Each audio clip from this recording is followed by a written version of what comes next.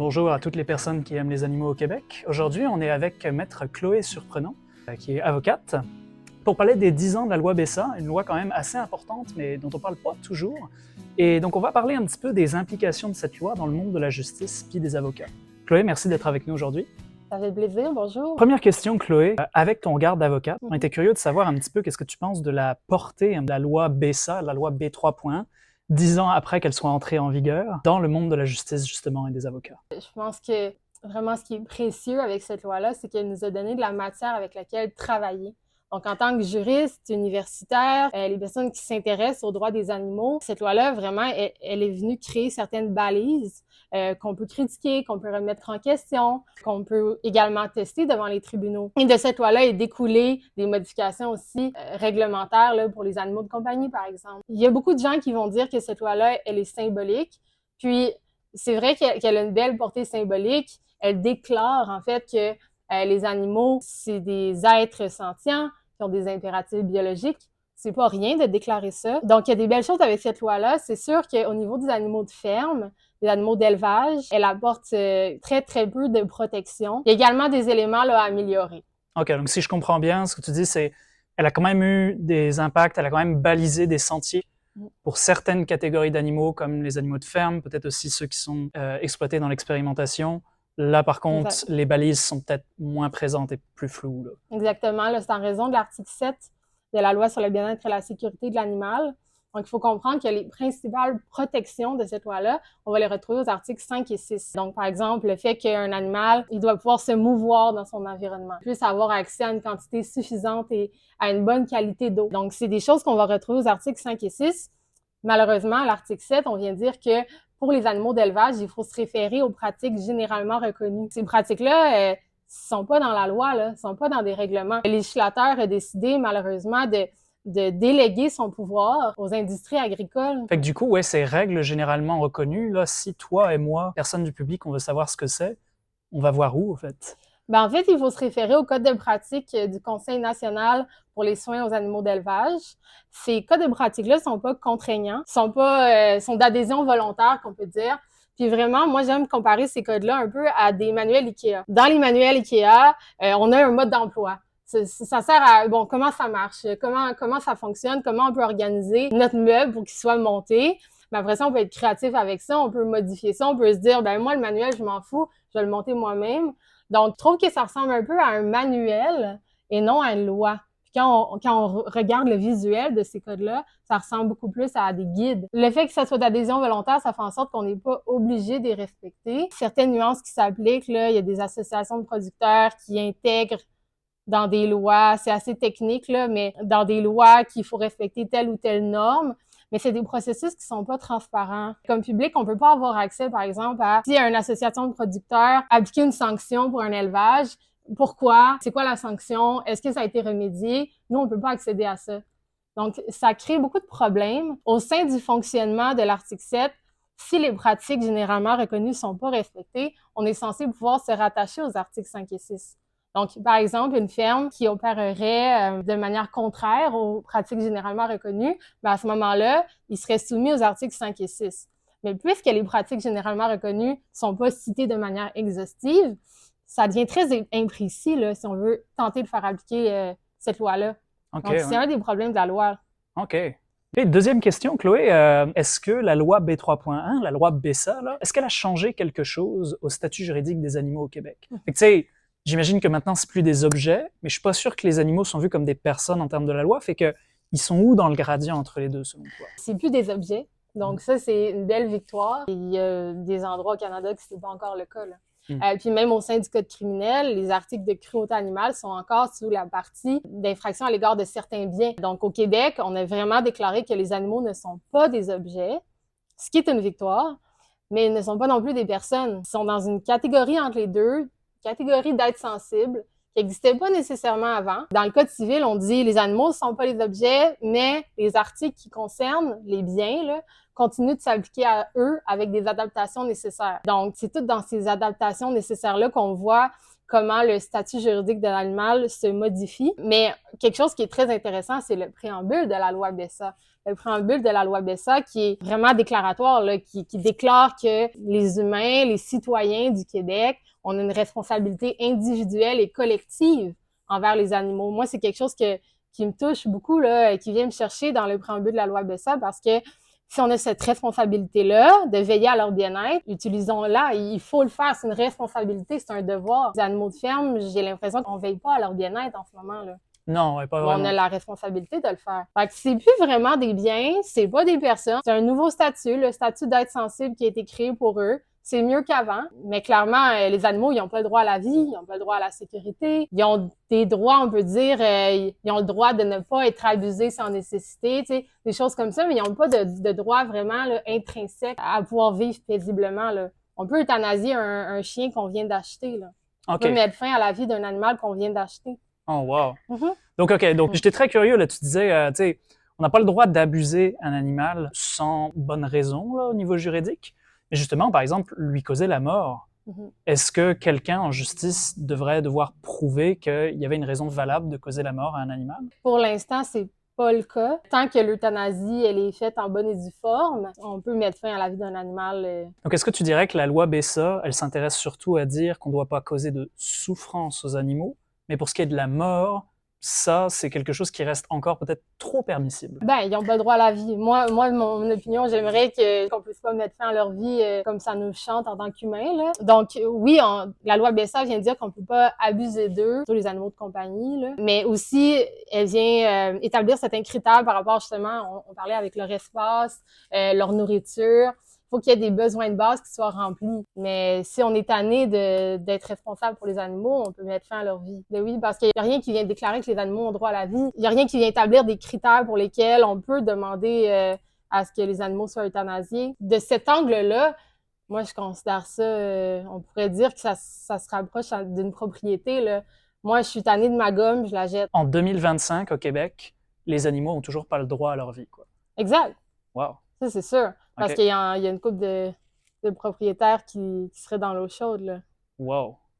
OK, ben merci beaucoup, Chloé. Ben justement, qu'est-ce que ça serait, selon toi, les zones grises ou les problèmes du texte actuel de la loi B3 qui, de ton avis, devraient être révisés, devraient être modifiés? Ben, c'est vraiment l'article 7 le problème. Le fait que ça renvoie à des règles, des pratiques généralement reconnues, puis qu'il n'y a pas de liste exhaustive de ces pratiques-là, ça rend le tout difficile d'application. Là. C'est difficile à contrôler, à savoir si les règles ou les pratiques sont respectées ou non. Pour moi, c'est le gros problème avec la loi BESA. Le législateur pourrait mettre ses culottes puis décider lui-même d'élaborer les règles dans le cadre de règlement ou dans le cadre de loi, de vraiment d'élaborer comment ça se passe sur la ferme. Les enclos, quelle grandeur d'enclos on veut pour nos animaux, pour les animaux qu'on consomme au Québec. Comment est-ce qu'on leur donne un accès à l'extérieur ou non? Le législateur pourrait décider lui-même d'écrire ces lois-là, ces règlements-là. Il pourrait le faire en consultant les industries. C'est juste que ça serait fait par un processus plus officiel. Sinon, c'est sûr que l'article 898.1 du Code civil du Québec, le fait que les animaux, oui, les animaux sont plus des biens, mais on continue de leur appliquer les articles qu'on applique aux autres biens. Ça serait le fun d'avoir des précisions pour certains textes, certains champs d'application. Les tribunaux sont quand même réticents là, à être créatifs là, dans ce domaine-là. On aimerait ça avoir des directives plus claires, là, par exemple, dans le cas d'une séparation entre conjoints.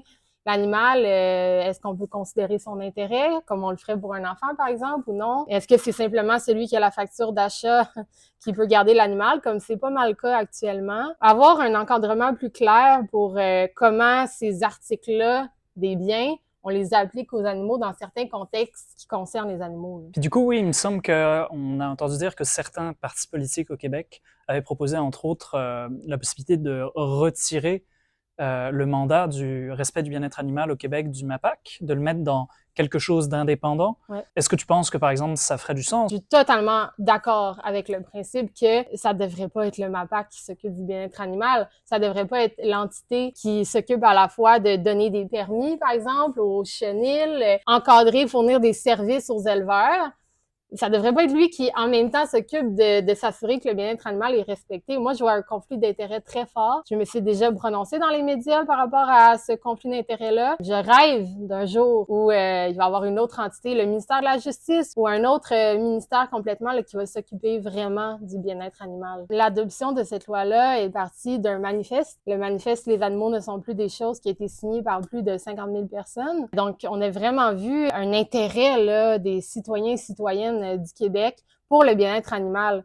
C'était à un moment dans l'histoire où le Québec, on était la pire province canadienne en matière de bien-être animal. Donc, en effet, là, cette volonté-là citoyenne a eu un grand impact sur l'adoption de cette loi-là, donc l'amélioration là, de l'encadrement juridique des animaux. Fait que oui, cette pression-là sociale, selon moi, est très importante. Quand on voit lors de l'adoption de cette loi-là qu'en Ontario, quand ils ont adopté la loi AGAG, les industries se présentent au Parlement pour donner leur opinion, ils fournissent des mémoires. C'est des mémoires qui sont très, très, très intéressants à lire. C'est pas dans leur intérêt là, que les animaux soient davantage protégés. C'est dans leur intérêt qu'il y ait des lois GAG qui soient adoptées aussi. Fait que c'est toujours intéressant de voir quelle est leur position par rapport au projet de loi. Puis clairement, ça crée une pression sur le politique aussi. Là. Au Québec, on est province qu'on produit tellement d'animaux. Là. Je dis produit, mais il y a beaucoup, beaucoup de fermes. Au niveau des cochons, là, on fait de l'exportation et tout ça. C'est une grosse business. Donc, quand ils se prononcent sur des projets de loi en défaveur ou en faveur d'un projet de loi, c'est sûr que ça a un impact sur les politiciens. La volonté citoyenne est vraiment importante pour venir contrebalancer et envoyer un message fort aux politiciens comme quoi le bien-être animal, c'est important pour les Québécois, les Québécoises. C'est très intéressant que tu dis ça parce que souvent on entend de l'industrie un petit peu cette idée, par exemple dans l'industrie de la viande, que des animaux heureux, c'est de la meilleure viande, fait que tout le monde est content. Ouais. Mais tu nous dis, bizarrement, ils s'opposent quand même beaucoup à plus de régulation et plus de bien-être pour les animaux parce que, au fond, ça hurt le business. Là. C'est ça. Ça, c'est vraiment une vieille idée là, qui fait bien l'affaire des fermiers, des fermières. Cette idée-là que si on traite l'animal de façon respectueuse, si on donne les soins, si on lui donne, en retour, il va nous donner, lui, ce qu'on attend de lui, le lait, la viande et tout ça. Ça va être beaucoup plus de qualité. En fait, pour répondre à la demande aujourd'hui, on n'a pas le choix d'être ultra dans l'efficacité. Si on regarde des œufs, il y en a pas de poules pondeuses à l'extérieur. Là. Même les poules en liberté sont pas dehors. Il y aura toujours des exceptions, là, des fermes qui vont le faire, mais les œufs de poules en liberté qu'on achète, c'est des poules qui sont au sol, qui verront pas la lumière du jour, sauf quand ils vont être amenés à l'abattoir. Je veux dire, c'est faux, c'est totalement faux que mieux on traite un animal, plus il va nous redonner. En termes d'efficacité, on est beaucoup plus gagnant si on les confine, si on contrôle vraiment leur nourriture de façon à ce qu'ils engraissent plus rapidement, par exemple. Fait que selon toi, Chloé, comment est-ce que les avocats et les juristes peuvent contribuer plus à la cause animale au Québec? Il y a vraiment plusieurs façons. Là. Je pense que la première façon qui est vraiment de base, ça serait de s'informer. C'est des cours, là, moi, quand j'étais au bac, à Sherbrooke, il n'y avait pas de cours de droit animalier encore. Il y en avait un à l'Université de Montréal. C'est relativement récent que ces cours-là sont donnés dans les universités au Québec. Pour les juristes et les avocats qui n'ont pas eu accès à ces cours-là, informez-vous sur l'état du droit, sur les lacunes aussi de ce domaine de droit-là. Je pense que de s'informer, c'est la première chose. Les avocats vont devenir des juges. Mes commentaires s'adressent aux juges. C'est important que vous soyez informés de ça pour rendre vos décisions de manière plus informée. Je pense que c'est un domaine de droit, comme on le dit, c'est relativement récent, qu'il est autant étudié. Il y a les auteurs au Québec, là, ça se multiplie, là, les écrits. Michaël Lessard, Marie-André Plante, Alain Roy aussi, qui a donné le cours à l'Université de Montréal. Toutes sortes d'écrits aussi au niveau du Canada. Lisez ces écrits-là, c'est super intéressant. Donner des cours de droit animalier. Moi, j'ai commencé à en donner un cet automne. Je suis contente d'avoir été sollicitée pour ça. Mais si vous êtes un juriste, un avocat qui est au courant du droit animalier puis qui est en mesure d'informer les autres, que ce soit par le biais d'un cours ou par le biais de sensibilisation plus individuelle, faites-le. Réfléchissez, critiquez la loi, produisez des écrits, défendez. Moi, je défends des activistes aussi qui font des actions pour les droits des animaux. Je pense que ça aide le mouvement. Prononcez-vous sur des projets de loi, prononcez-vous dans les médias quand c'est possible. Il y a plusieurs avenues, mais en voilà quelques-unes. Est-ce que selon toi, les animaux d'élevage, les animaux de ferme au Québec ont une protection juridique suffisante? Et si pas le cas, par où commencer du coup? Non, je crois vraiment qu'il manque de protection, qu'il manque d'inspecteurs pour faire en sorte que ces protection-là soit respectée, justement. Il faudrait que le législateur élabore lui-même les règles de pratique dans une loi, dans un règlement. Il faudrait que lui, il décide, là, il peut consulter les industries, il peut consulter des vétérinaires. Il faudrait que lui se penche sur la question puis qu'il décide de qu'est-ce qui s'applique dans les fermes, quelles pratiques on peut faire, quelles pratiques sont à proscrire. Par exemple, mettre des cochons dans des cages, couper des queues, tout exactement.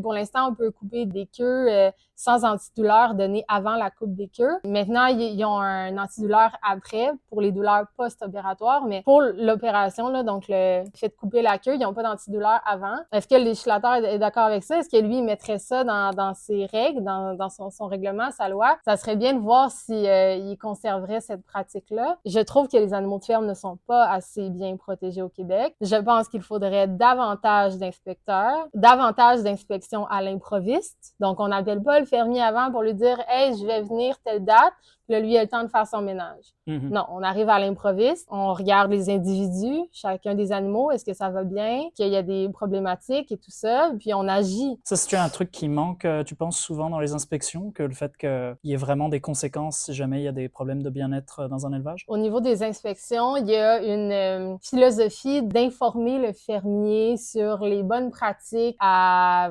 développer. Par exemple, un fermier qui a un avis de non-conformité, un avis de non-conformité, il fait quelque chose de mal, disons-le simplement, bien, le MAPAC, il va tenter de l'aider à corriger la situation.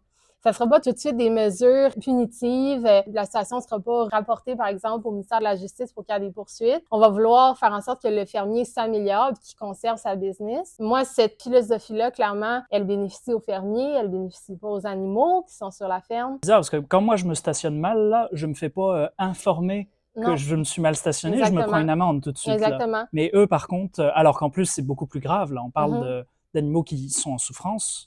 Là, par contre, c'est une information. Puis, on peut se rapporter au cas de l'expédition Milou. Des chiens de traîneau, là, les propriétaires ont été condamnés pour cruauté animale. Avant que les propriétaires soient accusés, le MAPAC était allé plusieurs fois, puis il avait relevé des non-conformités, puis à ce moment-là, on n'avait pas décidé d'utiliser l'approche punitive. C'est vraiment des mois, voire des années plus tard que les propriétaires ont été poursuivis, mais cet endroit-là, c'était horrible ce qui se passait là. Donc un grand nombre d'animaux qui a continué de souffrir parce qu'il n'y a pas eu d'amende, il n'y a pas eu vraiment d'action. Il y a peut-être eu des amendes, mais il n'y a pas eu une méthode plus radicale qui aurait fait en sorte que les animaux vont arrêter de souffrir maintenant. Selon moi, au niveau des inspections, de la surveillance, ça manque de rigidité, puis on est trop permissif. Là. Puis selon toi, est-ce qu'il y a un modèle juridique dans le monde, que tu trouves qui est suffisant ou bien pour les animaux, puis qui pourrait servir d'inspiration, même dans le contexte québécois? C'est sûr que je les connais pas tous, là, mais je dirais pas, à ma connaissance, là, qu'il y en a un qui est idéal, non. Mais je dirais qu'on pourrait s'inspirer de certaines pratiques qu'on voit ailleurs. Par exemple, au Québec, on est en retard très souvent sur la France ou sur certains pays d'Europe. Il y a des pratiques qu'on fait ici et qui sont déjà interdites en France. Sinon, je sais qu'il y a des endroits aussi qui commencent à réfléchir à étiqueter, par exemple, la viande, en montrant en fait les conditions dans lesquelles les animaux sont élevés ou ont été élevés là, avant de devenir de la viande. Ça paraît une bonne idée, ça. Ben moi, je trouve que c'est une excellente idée. Ça va sensibiliser le consommateur. On le fait pour les paquets de cigarettes aussi, pour le faire réfléchir à ses actions. Que pour moi, c'est ça. Il n'y a pas de modèle idéal, mais on peut prendre des choses ici et là puis s'inspirer pour vraiment améliorer le cadre juridique des animaux au Québec ou améliorer leur bien-être, comment on promouvoit la viande ou comment on le fait pas. Donc, faut pas hésiter là, à aller puiser ailleurs dans le monde pour améliorer la situation au Québec. Là. Selon toi, comment ça se fait que le Québec est toujours un cran en retard? Si on prend par exemple les cages là, des truies. Les truies, quand elles sont inséminées, quand elles sont enceintes, elles sont dans des cages vraiment pas très grandes où elles peuvent pas se retourner. On a déjà montré ça dans une de nos enquêtes. Ouais. C'est ça, elles peuvent uniquement se lever, s'asseoir ou se coucher. Mais ça fait longtemps là, que les éleveurs de cochons disent qu'ils vont arrêter ces cages-là. En fait, il y avait une date là, qui avait déjà été décidée pour que ces cages-là, on n'en ait plus au Québec. Puis ça a été compliqué pour des raisons économiques, des raisons logistiques. On a décidé de repousser cette date-là. Donc, c'est sûr que si on se base sur la capacité des fermiers, éleveurs et éleveuses à mettre en place ces changements-là, puis qu'on leur donne le volant, qu'on leur dit, faites-le quand ça va vous adonner, puis si vous décidez d'une date, vous pouvez la changer, puis repousser ça à quelques années plus loin. Mais c'est sûr qu'au Québec, ça fait qu'on est moins proactif, on est moins rigide, là, ces changements-là. En fait, ça revient aux éleveurs, là. S'ils veulent étirer ça, ils peuvent étirer ça. Oui, mais du coup, c'est encore les cochons qui payent Oui, de leur vie, alors eux, que, encore une fois, les profits ont été là pendant des dizaines d'années. Exactement. Ouais. Donc, ça bénéficie certainement pas aux animaux, ça, de laxisme-là. Merci beaucoup, Chloé, pour tout. Pour terminer, malgré toutes ces lenteurs puis ces retards dans les avancées dans le droit des animaux au Québec, qu'est-ce qui te garde au final motivé puis engagé pour la cause animale? Je pense vraiment le fait que les animaux souffrent à tout instant, à chaque seconde, de plein de façons différentes. On dit souvent que les animaux, c'est des sans-voix. Nous, on est là pour leur donner une voix, mais moi, j'aime dire que les animaux ont des voix. C'est juste qu'elles sont pas entendues. Je suis motivée à les aider à faire entendre ces voix-là. C'est sûr que ça me stimule intellectuellement. C'est un domaine de droit que je trouve super intéressant. C'est aussi un domaine de droit que je sens qu'il y a du chemin à faire, là. Donc, je sens que je peux être proactive et tenter d'améliorer les choses pour les animaux. C'est des êtres vulnérables qui n'ont rien demandé, qui n'ont pas demandé à vivre, qui n'ont pas demandé à être exploités. Puis, je trouve ça difficile de les laisser comme ça puis de rien faire. Je sais qu'il y a beaucoup de souffrance dans le monde. Il y a tellement de combats à mener. J'adhère à plusieurs combats, mais certainement, celui-là me parle beaucoup parce que je trouve que les animaux sont d'une extrême vulnérabilité. Je crois, comme le dit le préambule de la loi BESA, qu'on a une responsabilité de les aider là-dedans.